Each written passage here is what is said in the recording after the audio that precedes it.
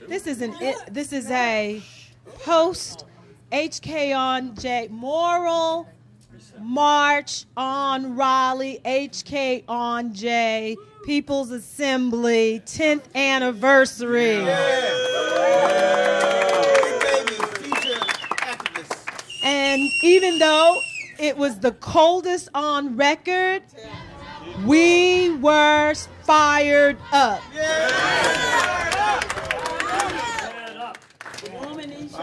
And warming each other. That's right. Breast to breast, as they say, heart to heart. And as the old woman said, I've heard in the civil rights movement, or in the 60s, or I don't know, maybe it was in the 50s, where the old woman, I think Osceola McCarthy or someone who said, what was her name? My feet were cold. Yeah. My feet are tired, but our souls is rested. And so we want to thank everyone, all of our partners who've stood with us for the last 10 years, those who've come on board during that time. We are still ever so mindful of what we are fighting for. And the 14-point agenda is still right at the forefront of our movement, even though we've condensed it to 6 points. We are still mindful that until Medicaid is expanded in North Carolina, we won't stop fighting. We are still mindful of the fact that until we raise up in this state and give people a living wage starting at $15 an hour, we won't stop this movement. We are ever so mindful until every child receives, is not just told they have a right to, but actually receives a high quality and a education that prepares them to compete in this global society beyond graduation. We will not stop. Without regard to the neighborhood they live in, how much money their parents make, or legacy inheritance. Every child deserves the right to have a positive outcome beyond high school. And whether they go into a 4-year college system or vocational training, we can do better in North Carolina at preparing our young people to live positive, productive, and prosperous lives. And so we're not going to stop. We're not going to stop until teachers are paid what they deserve. But also until we weed our school systems out, weed out the bad teachers. Not every teacher is in it for the best interest of our children, not every administrator. And so we have to have a serious conversation about the structural inequality, the systems that keep poor children and ethnic minority children relegated at the bottom of an educational achievement gap. Year after year after year, we keep fighting the same old fight, but we are still determined to stay in this thing until we win. We are determined to stay in this fight. Also, no matter how much they try and suppress our vote. And they're doing it because our great leader, Reverend Dr. William J. Barber, said last night, they are doing it because they know that if they can suppress the votes of the LGBT community, if they can suppress the votes of ethnic or black people, if they can suppress the votes of the immigrants, if they can suppress the vote in general, that it will actually set them up, those who we are fighting, to win and us to lose. And so it is very deliberate. The gerrymandering that is taking place is very deliberate. Nothing is by happenstance. We've seen this play out time and time again. Some of our elders sitting here remember Nixon and the Southern strategy. They remember the tactics that were used. And the only thing now is that it's a new day, and it's the ancestors and the offsprings of those who tried to keep us down before that's doing the dirty work today and bidding their due. And so we just thank you. And we are committed together to this Fusion Coalition to move this state forward together. Not one step back. So we will open it up for anyone who has questions or comments that they want to make at this time. Testimonials, please. No, William Barber was a senior at North Carolina Central University in 1972 when Nixon was running, and the precinct was Shepherd Precinct. He had about 1,000 students from North Carolina Central marching over, and the Republicans had guys in in suits, sort of intimidating black people who were coming to vote. And I had tried, I'm a precinct chair way back then. I've been a precinct chair for 40 years at Shepherd Middle School. Bottom line is these 3 guys were there from intimidating persons who were coming to vote. William Barber, I had asked him over and over. You saw William Barber coming across from North Carolina Center with about 1,000 students from North Carolina Center. Oh, my Lord. I went up and spoke to them. I said, I think you all better get ready to leave. I said, that's a group from North Carolina Central, and they probably won't treat you too nice. You should have seen them leave. That was one of his big efforts as president of the student union at North Carolina Central University. And still today. Absolutely, that's right. He's still working. He's still doing. Still making a difference. Tell them who you are. Tell them who you are. Oh, I am E. Livonia Allison from Durham, North Carolina, a public servant. All right. Any other comments? Okay, there's one. Bob Zellner.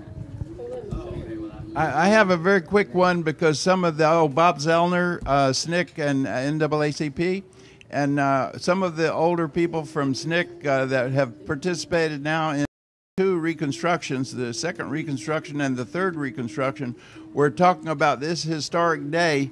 And our friend and mentor and lawyer Al McShirley gave the name to HKonJ, and probably there's many people that it would not have happened if it hadn't been for them, but one of them at least is our Al McShirley. Thank you, Al. Now, unaccustomed as I am to public speaking, there were 2 lines that I hoped either Reverend Barber or a young woman named Sonny Osmond were going to say today, which it didn't get in either one of their speeches. But I love these 2 lines.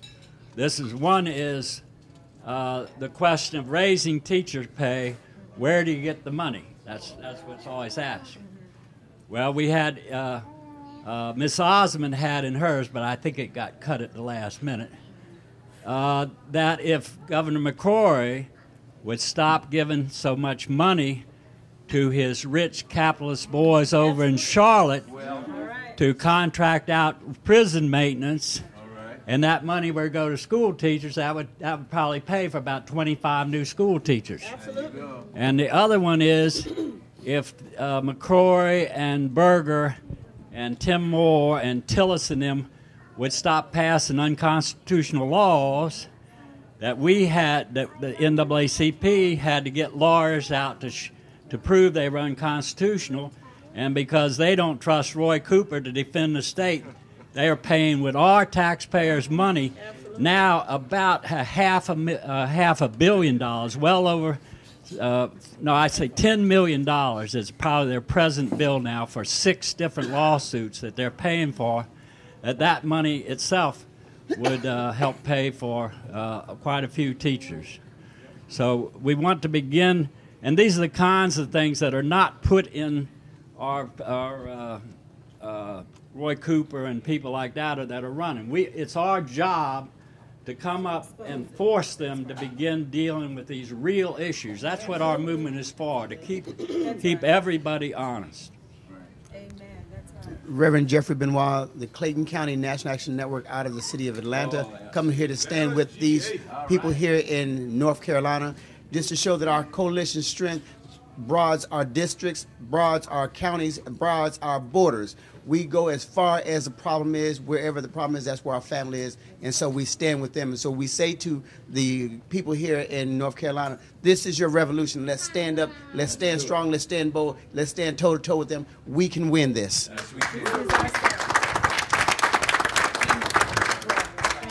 Tyler Swanson, Youth and College Field Secretary. All right. You know, today was, we did it last year as well with the passing of the torch of the elders. And it's something that we have in this movement, that connection with the youth and the elders. And that's the only way that this movement and any movement can grow. And I know as the youth, we accept that call. We thank y'all. We pay homage to you all because you all paved the way for us. And without you all, we wouldn't be here organized. So we thank you all for your service, your dedication, putting your lives on the line so that here we don't have to organize and worry about our safety because of you all. So we thank y'all for that. And we're not going to let y'all down.